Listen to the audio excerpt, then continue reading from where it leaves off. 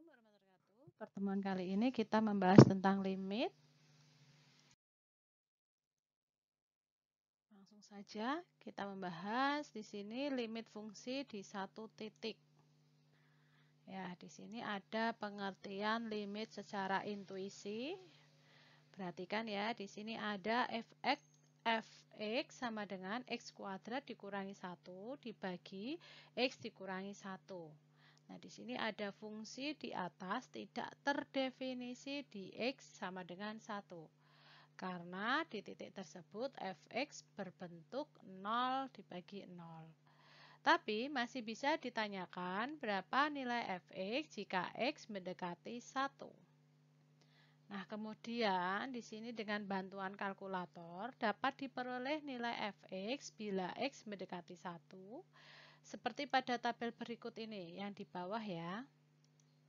Nah, di sini ada nilai x dan fx. Jika x-nya 0,9, berarti fx-nya 1,9.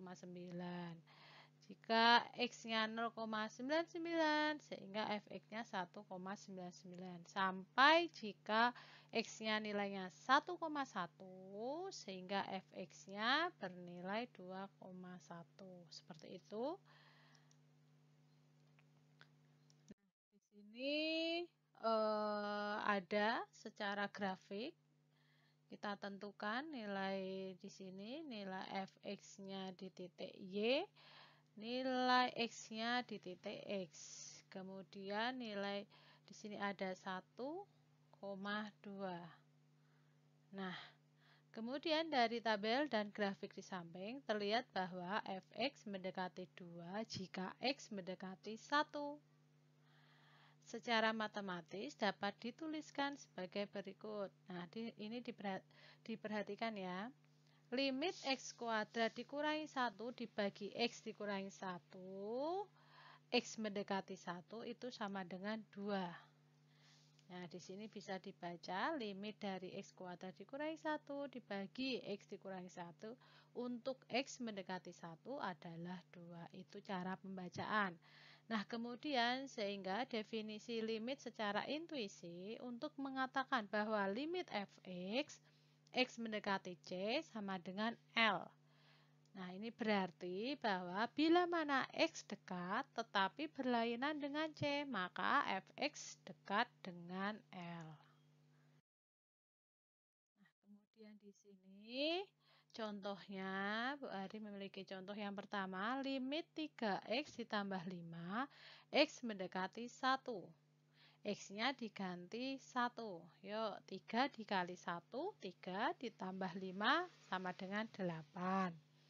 Nah, kemudian di sini contoh yang kedua, limit 2x kuadrat dikurangi 3x dikurangi 2 dibagi x dikurangi 2, x mendekati 2 sama dengan ini difaktorkan sehingga menjadi limit 2x ditambah 1 dikali x dikurangi 2 dibagi x dikurangi 2. Nah, di sini x dikurangi 2 dibagi x dikurangi 2 hasilnya 1. Sehingga limit 2x ditambah 1, x mendekati 2. X-nya ini diganti nilai 2, sehingga 2 dikali 2 ditambah 1 hasilnya 5. Kemudian yang ketiga, di sini ada limit x dikurangi 9 dibagi akar x dikurangi 3, x mendekati 9. Sama dengan limit x dikurangi 9 dibagi akar x dikurangi 3 dikali sekawannya, yaitu akar x ditambah 3 dibagi akar x ditambah 3. Sehingga menghasilkan di sini perkalian dikalikan limit x dikurangi 9 dikali akar x ditambah 3 dibagi ini dikalikan faktornya sehingga menjadi x dikurangi 9 di mana x mendekati 9. Nah, kemudian di sini x dikurangi 9 dibagi x dikurangi 9 itu hasilnya 1. Sehingga tersisa limit akar X ditambah 3, X mendekati 9. X-nya diganti 9, akar 9 itu 3, sehingga 3 ditambah 3 hasilnya 6. Mari lanjutkan contoh yang keempat. Limit sin 1 per X, di mana X mendekati 0. Kemudian di sini ambil nilai X yang mendekati 0, seperti pada tabel di bawah ini ya. Nah, ada X, ada nilai sin 1 per X, karena soalnya sin 1 per X. Kemudian di sini kalau X-nya 2 per Pi, berarti sin 1 per X-nya itu 1. Jika X-nya 2 per 2 Pi, sin 1 per X hasilnya 0.